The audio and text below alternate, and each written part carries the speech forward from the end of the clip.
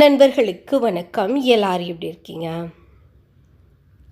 இன்றைக்கி இந்த பதிவில் நம்ம பச்சை கற்பூரத்தை நம்ம மாடி தோட்டத்தில் இல்லை நம்ம தோட்டத்தில் போர்ச் பால்கனி பிளான்ஸில் எப்படி பயன்படுத்தலாம் அப்படின்னு தான் பார்க்க போகிறோம். இது ஒரு ஃபங்கிசைடு, பெஸ்டிசைடு, இன்செக்டிசைடு இந்த மாதிரி சொல்லிகிட்டே போகலாம். அது மட்டும் இல்லாமல் நம்ம தோட்டத்தில், நம்ம மாடி தோட்டத்தில் ஒரு வைப்ரேஷனை, பாசிட்டிவ் வைப்ரேஷனை இது உருவாக்கும். பாசிட்டிவ் எனர்ஜியை க்ரியேட் பண்ணும். பதிவை நீங்கள் முழுமையாக பாருங்கள். ஏன்னா நீங்கள் தப்பாக யூஸ் பண்ணிட்டீங்க அப்படின்னா அது சைடு எஃபெக்ட்ஸ் கொடுக்கறதுக்கு சான்சஸ் இருக்குது. பதிவுக்குள்ளே போகிறதுக்கு முன்னாடி நீங்கள் நம்ம சேனலுக்கு புதுசாக இருந்தீங்க அப்படின்னா சப்ஸ்கிரைப் பண்ணிடுங்க. வீடியோ முழுமையாக பார்த்துட்டு அதுக்கப்புறமா லைக்ஸும் கமெண்ட்ஸும் கொடுங்க. நீங்கள் பார்த்துட்டு இதுதாங்க பச்சை கற்பூரம். ஒரு மாதிரி வேக்ஸ் மாதிரி இருக்கும். இப்போ நம்ம பார்க்குறதுக்கு அது கற்கண்டு மாதிரி இருந்தாலும் நம்ம அதை பவுடர் பண்ணோம் அப்படின்னா அதில் வேக்ஸ் மாதிரியான சில துகள்களும் இருக்கும். தண்ணியில் சட்டுன்னு கரைஞ்சி போயிடும்.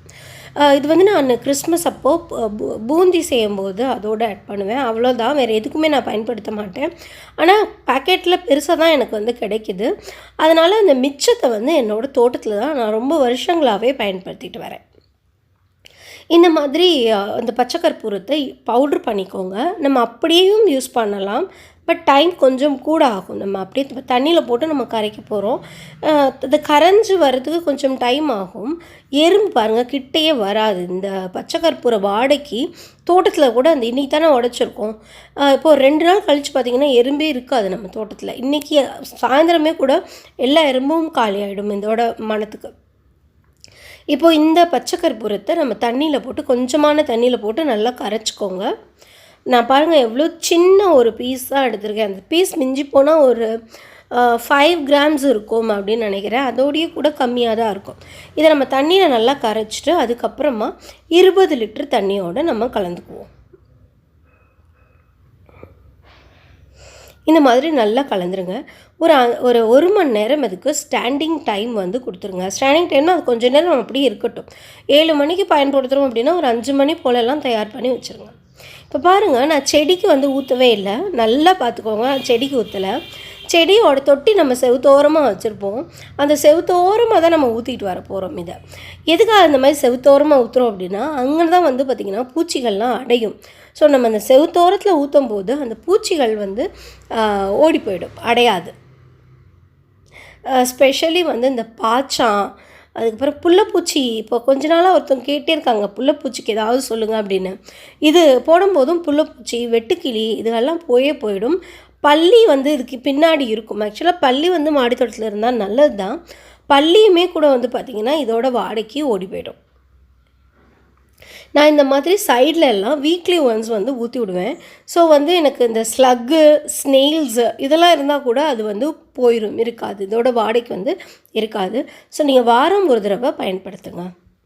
சரி, நம்ம செடிகளுக்கு எப்படி பயன்படுத்தலாம் அப்படின்னா ஒரு ஸ்ப்ரேயரில் இதே அளவு தான், இதே தண்ணி தான். நம்ம எப்படி 5 கிராம் கற்பூரத்தை கிட்டத்தட்ட ஒரு 22 லிட்டர் தண்ணியில் கலந்துருக்கும்.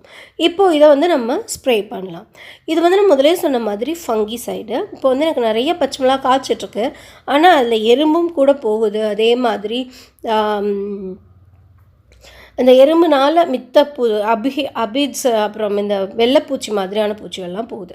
அதுக்கும் நம்ம இந்த கற்பூரத்தை நம்ம ஸ்ப்ரே பண்ணி, இந்த தண்ணியை ஸ்ப்ரே பண்ணி விட்டோம் அப்படின்னா ஃபங்கஸ் அட்டாக், இந்த எறும்புகளால் வர ஃபங்கஸ் அட்டாக்கு, அபிட்ஸ், அப்புறம் இந்த வெள்ளைப்பூச்சியால் வர்ற ஃபங்கஸ் அட்டாக் இல்லாமல் போயிடும்.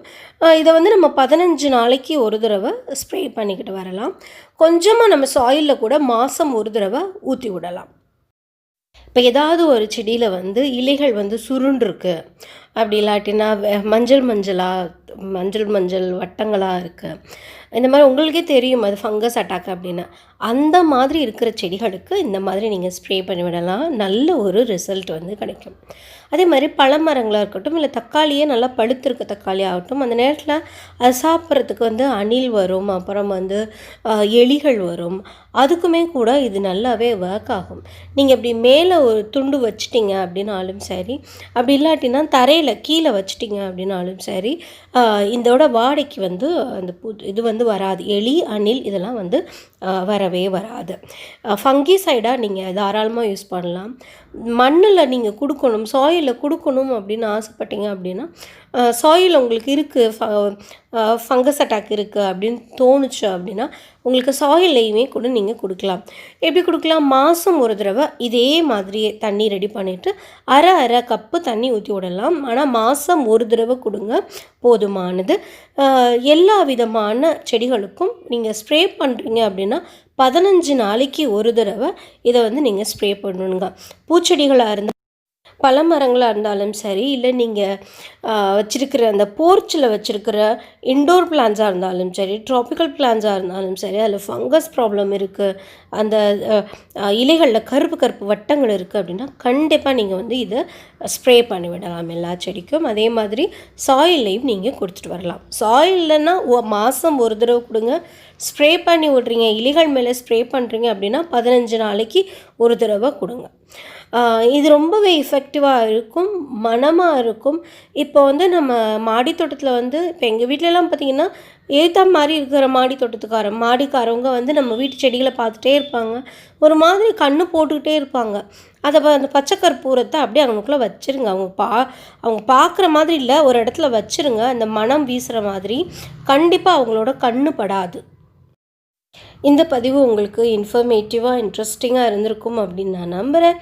இருந்தது அப்படின்னா கீழே எனக்கு கமெண்ட் செக்ஷனில் சொல்லுங்கள். தேங்க்யூ. God bless you.